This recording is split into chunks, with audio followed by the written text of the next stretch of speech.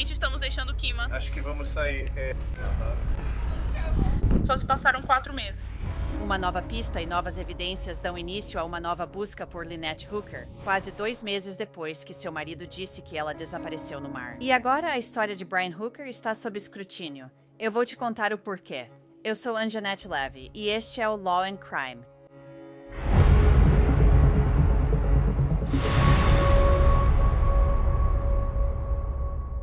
Foram 8 semanas agonizantes para a família e os amigos de Lynette Hooker. A mãe, filha e esposa está desaparecida, e seu marido, Brian Hooker, tem sido o foco das autoridades, embora ele não tenha sido acusado de nenhum crime. Foi no dia 5 de abril que Brian Hooker relatou que ele e sua esposa, Lynette, se separaram quando ela caiu do bote e foi levada por uma correnteza com as chaves do barco deles, Soulmate.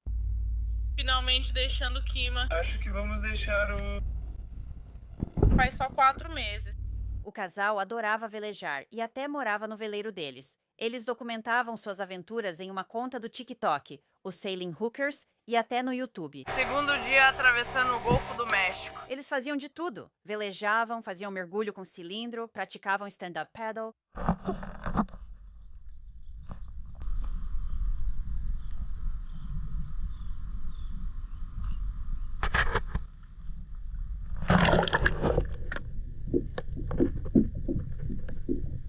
No dia 4 de abril, os Hookers estavam no mar de Abaco, nas Bahamas. Os investigadores relataram que Brian Hooker disse ter sido forçado a remar até a costa e pedir ajuda após se separar de Lynette. Brian foi detido e interrogado em relação ao desaparecimento de Lynette, mas as autoridades das Bahamas o liberaram sem acusá-lo. Brian Hooker negou qualquer irregularidade no desaparecimento de Lynette. Quero deixar isso absolutamente claro. Mensagens revelaram que Brian Hooker contou aos amigos o que aconteceu quando ele e Lynette se separaram no mar. Uma amiga escreveu: "Acabamos de ver vocês no noticiário?" O ABC World News disse que Lynette caiu do barco. Hooker respondeu: "Sim, irmão, infelizmente foi isso.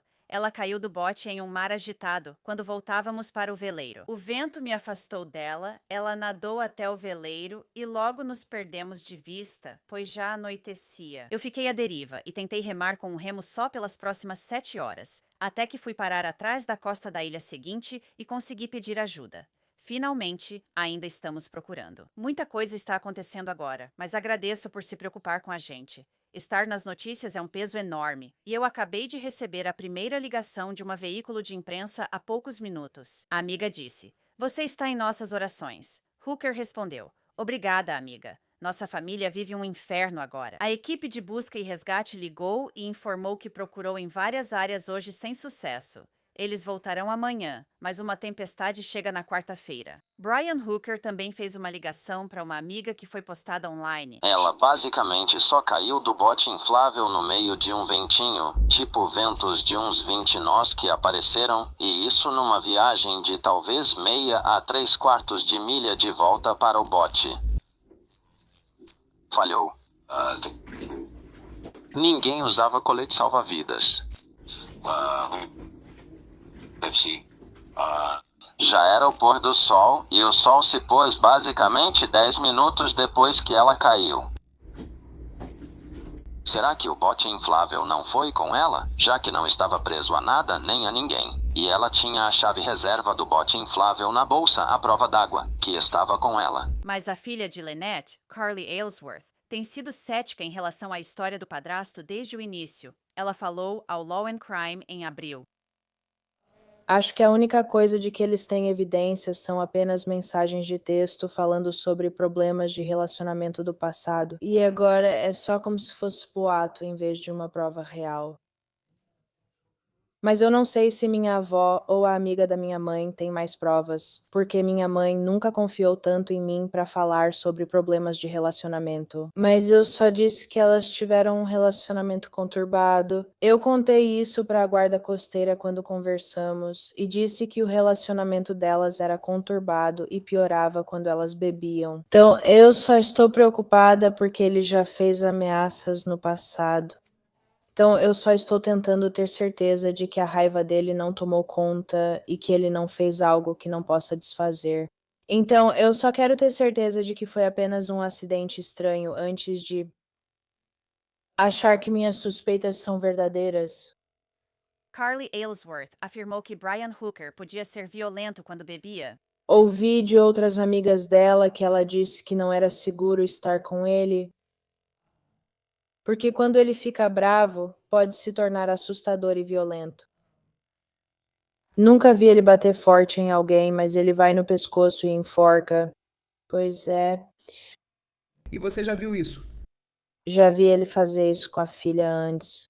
Então parece que Carly Aylesworth não está acreditando no que o padrasto dela está dizendo. E parece que a Guarda Costeira dos Estados Unidos também não. Em 14 de maio, a Guarda Costeira informou que agentes da Unidade de Investigações apreenderam o veleiro Soulmate da família Hooker. A Guarda Costeira divulgou fotos de agentes apreendendo o Soulmate durante uma investigação criminal em andamento. Um comunicado à imprensa informou que o barco foi apreendido a 40 milhas náuticas da costa de Melbourne, na Flórida, durante uma complexa operação de vigilância e interceptação, em 14 de maio. Agora, cerca de 2 semanas depois, a CBS News cita uma fonte ligada à investigação, dizendo que a versão de Brian Hooker não condiz com as provas analisadas pelos investigadores. A CBS News informa que as autoridades das Bahamas concederam permissão à Guarda Costeira para buscarem uma área do Mar de Abaco que ainda não havia sido vasculhada. Depois que os dados de GPS do Soulmate pareceram contar uma história diferente da que Brian Hooker contou, a NBC News citou uma fonte dizendo que os mergulhadores procuraram na área errada do Mar de Abaco com base no que Brian Hooker lhes disse.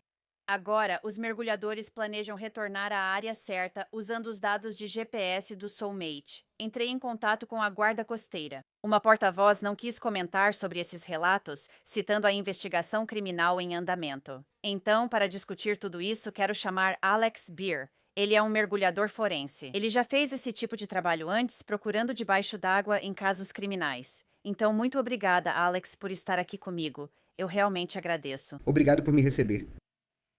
O que você acha disso? Novas informações que estamos recebendo de onde? Segundo reportagens, a Guarda Costeira aparentemente encontrou evidências nos dados de GPS que mostram que a história de Brian Hooker não está batendo com os dados do GPS. As reportagens estão dizendo que a área errada foi vasculhada por causa do que ele disse. Agora eles vão voltar e procurar em outra área, a cerca de 7 metros de profundidade. O que você acha disso? Não estou surpreso. O CGIS, o Serviço de Investigação da Guarda Costeira, faz um trabalho maravilhoso. Eles são um grupo muito talentoso. Então não estou surpreso que eles encontraram algumas discrepâncias e que conseguiram obter mais informações dos equipamentos eletrônicos. Acho que isso sempre foi uma questão e certamente um foco da investigação. E agora que eles têm isso, eu não estou surpreso. Eu não acho que a demora está ajudando eles. Sabe, já se passaram 2 meses, eu acho, desde o incidente. E isso certamente não vai facilitar. Isso definitivamente vai tornar as coisas mais desafiadoras para eles.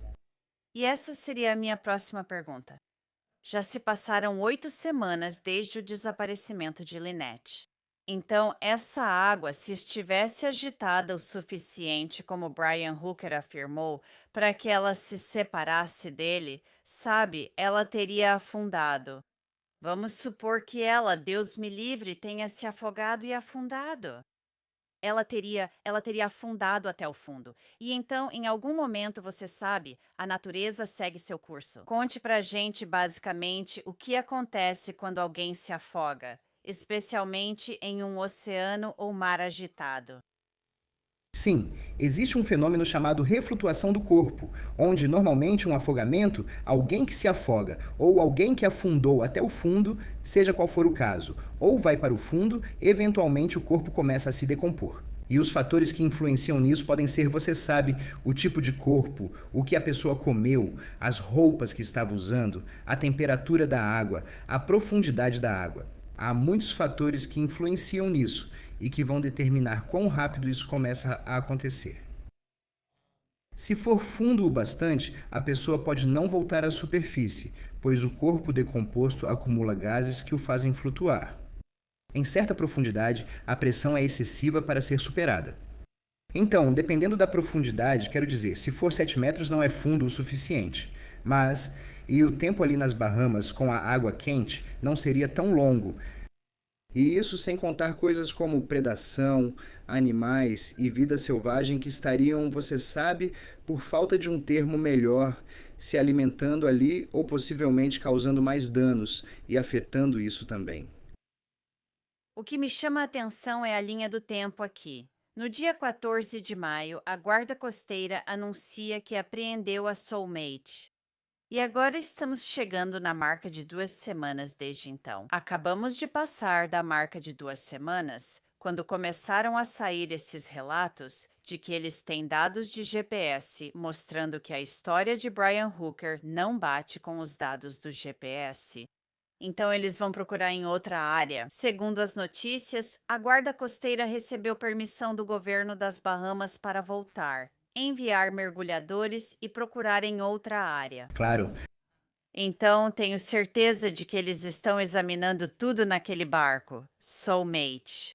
Houve outro relato mais cedo sobre uma câmera infravermelha no barco que pode ter sido examinada. Quero dizer, esses barcos, eu suponho, estão equipados com todos os tipos de equipamentos que armazenam dados constantemente. Então você também tem o telefone do Brian Hooker, que pode estar transmitindo dados também? sim, quero dizer, esse tipo de investigação com eletrônicos, câmeras e cartões de memória leva tempo e exige um grupo de pessoas incrivelmente habilidosas que possam entrar lá e extrair essas informações. Tenho certeza de que é isso que eles fazem, provavelmente esse é um dos focos da investigação deles. Isso vai lhes dar, com sorte, uma área em que concentrar as buscas. E então, a partir daí, sabe, a Guarda Costeira vai fazer coisas como buscas na superfície, como fazem em operações de busca e resgate, onde eles vão usar informações meteorológicas e dados baseados em correntes e marés, ventos, padrões climáticos, sobre onde acham que a pessoa teria ido se tivesse flutuado na superfície. E eles são muito bons nisso. E então, do ponto de vista subaquático, você sabe, essas coisas não se movem tanto. Você sabe, o que estiver lá embaixo provavelmente ainda estará. E eu não sei. Eu sei que a equipe que eu comando aqui na Flórida, nós já fizemos mergulhos para a Guarda Costeira, porque aqui na nossa região eles não têm mergulhadores. E tenho certeza de que eles vão trazer um grupo que seja necessário e todo o pessoal necessário para fazer a parte subaquática disso, pelo menos para verificar a área e ver se conseguem encontrar algo que indique que ela esteve lá em algum momento. Se você receber uma ligação dos serviços de investigação da Guarda Costeira e eles disserem: "Ei, Alex, vamos te mandar para as Bahamas e queremos que você faça um mergulho. Procure e veja o que consegue encontrar." Me diga o que pensa ao receber essa ligação e com o que está lidando. Bom, acho que a primeira coisa é montar a equipe, certo? Então, reunir o grupo certo.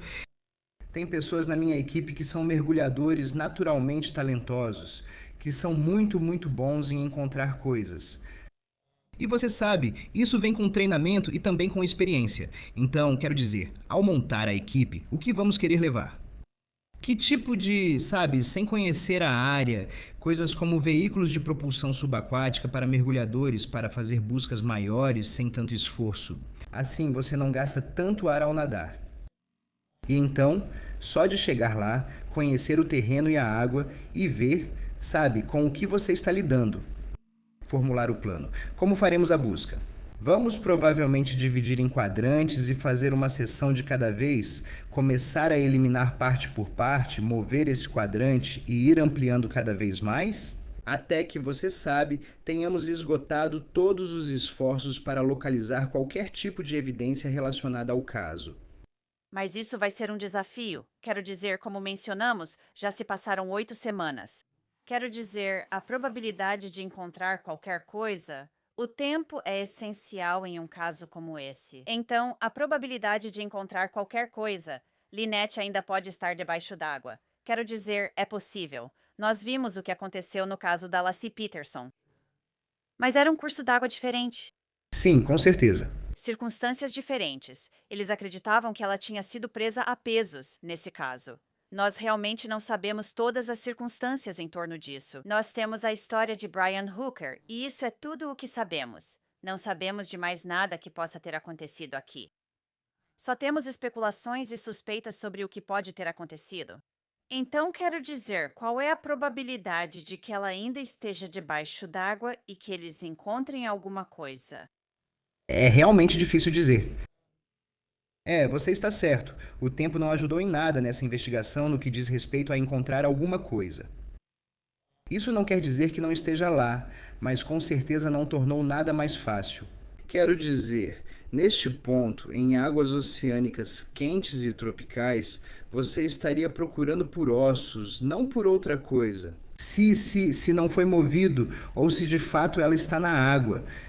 Isso não quer dizer que ela não esteja, mas é um corpo d'água diferente do da Laci Peterson. Nós já trabalhamos em casos antigos aqui, de 50 anos, onde recuperamos, você sabe, os ossos e restos das vítimas, mas eles estavam em um canal, eles não iam para lugar nenhum. Eles estavam no carro e, de certo modo, contidos.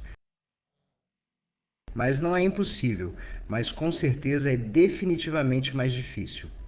Também existe a possibilidade de que a história de Brian Hooker não seja verdadeira. Bem, Com certeza, sim. Que ela não está na água, ela pode estar em outro lugar. Não sabemos disso, mas eles devem suspeitar que ela está na água se estão mandando os mergulhadores de volta. Ou é possível que eles estejam apenas descartando essa área? acho que você quer esgotar todas as possibilidades ao máximo. Eu sei que as pessoas estão frustradas. Eu sei que todo mundo quer respostas. Então, eu acho que, do ponto de vista investigativo das autoridades, você quer esgotar todas as possibilidades para poder dizer que fez absolutamente tudo o que podia.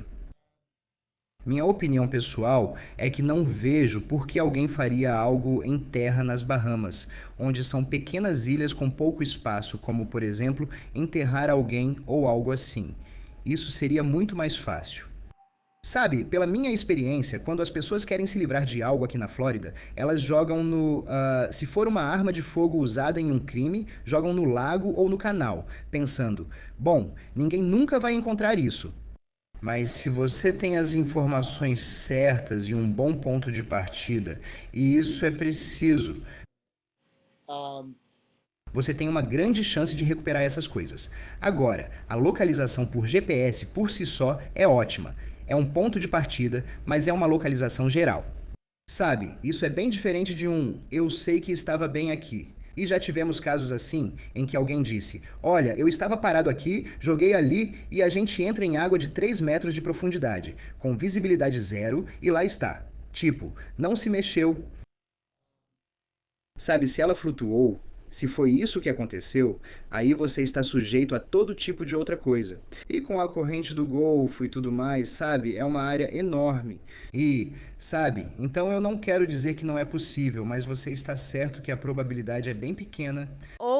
Houve um intervalo de várias horas aqui entre Brian Hooker e Lynette saírem no bote e depois quando ele relatou o desaparecimento dela? Sim. Sabe, Relatou esse incidente, esse chamado de socorro, informando que ela estava desaparecida. Então, existe outra possibilidade aqui. Eu estou tentando dar a ele o benefício da dúvida, mas existe a possibilidade de que ela esteja submersa, puxada para baixo por algum peso. Isso é uma possibilidade. é uma possibilidade. E eu acho que, sabe, você tem que considerar a última localização conhecida do GPS que você possa ter. Colocar um marcador lá, pegar o intervalo de tempo, marcar quanta distância pode ser percorrida nesse intervalo com um barbante e desenhar um grande círculo. Em algum ponto desse círculo isso pode ter ocorrido. Isso é uma área grande, são 9 horas, mesmo em um veleiro que faz 6 nós, digamos, sob motor, isso é uma área enorme. Mas esse é o seu ponto de partida. Você vai expandindo a busca a partir daí, o que exigirá muitos recursos e tempo. E você sabe que esse é o trabalho. É isso que você está lá para fazer.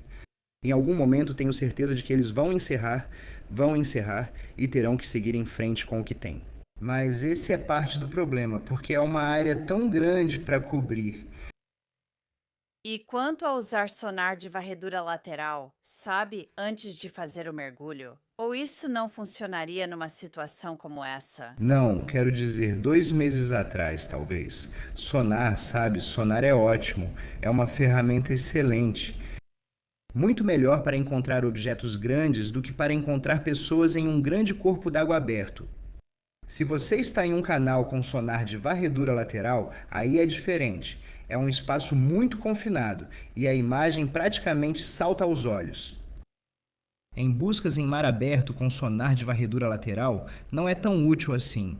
Sabe, outra coisa sobre o sonar é que ele dá um retorno melhor de um objeto duro. Então, metal, um carro, um barco, algo como um objeto afundado, ele te dá um retorno muito nítido e claro. O sonar não dá bons retornos de corpos humanos, especialmente depois de 2 meses. Sabe, bem no começo, sim, mas depois, para quem nunca trabalhou com sonar, não é como se aparecesse claramente, tipo, ali está uma pessoa. Às vezes é só um pequeno detalhe. Um detalhe chama a atenção e você pensa, o que é aquilo? Ainda assim, é preciso enviar um mergulhador para confirmar. Acho que o sonar de varredura lateral não vai te ajudar muito agora. Bem, vou ficar interessada em ver o que vai sair disso, se é que vai sair alguma coisa. E sei que você também vai, Alex. Eu também vou.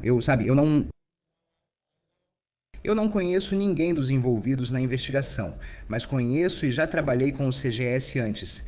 Eles são um grupo incrivelmente talentoso. Eles conhecem os desafios que têm pela frente, e eu suspeito que eles percebem que isso vai ser uma tarefa difícil. Mas, sabe, é possível. Só vai exigir muita cooperação e muito trabalho duro. Sei que eles estão preparados, mas será um desafio para mergulhadores e investigadores. Sem dúvida. Quero dizer, 2 meses depois, como eu disse, e como você sabe, o tempo é essencial. Sim, muito obrigada. Eu realmente agradeço. Seu tempo. Foi um prazer, obrigado por me receber.